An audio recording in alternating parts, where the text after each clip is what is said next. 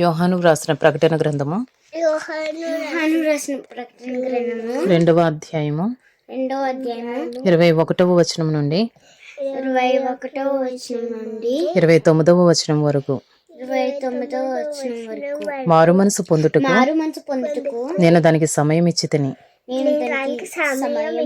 కానీ అది తన జారత్వము విడిచిపెట్టి మారు మనసు పొందనొల్లదు. ఇదిగో నేను దానిని మంచము పట్టించి దానితో కూడా వ్యభిచరించువారు దాని క్రియల విషయమై మారు మనసు పొందితేనే గాని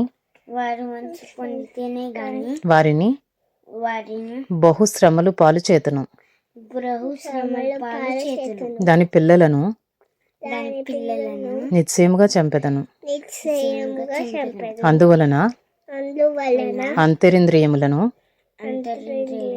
హృదయములను పరీక్షించువాడను నేనే అని సంఘములన్నీ తెలుసుకొనును. మరియు మీలో ప్రతి వానికి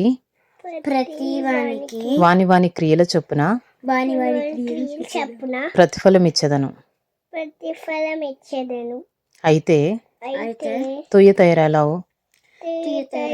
కడమవారైన మీతో అనగా ఈ బోధను అంగీకరింపక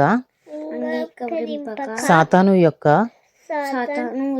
గూఢమైన సంగతులను ఎరుగమని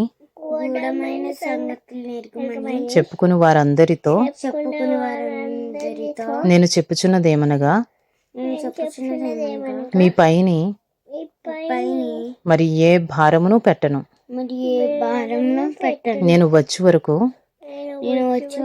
మీకు కలిగి ఉన్న దానిని గట్టిగా పట్టుకునుడి. నేను నా తండ్రి వలన అధికారము పొందినట్టు జయించుచు అంతము వరకు నా క్రియలు జాగ్రత్తగా చేయవానికి జనుల మీద అధికారం ఇచ్చెదను. అతడు ఇనుపదండముతో వారిని ఏలును. వారు కుమ్మరి వాని పాత్రల వలె పగలగొట్టబడుదురు. మరియు అతనికి వేకువ చుక్కని ఇచ్చెదను. సంఘములతో ఆత్మ చెప్పుచున్న మాట చెవిగలవాడు వినుగాక.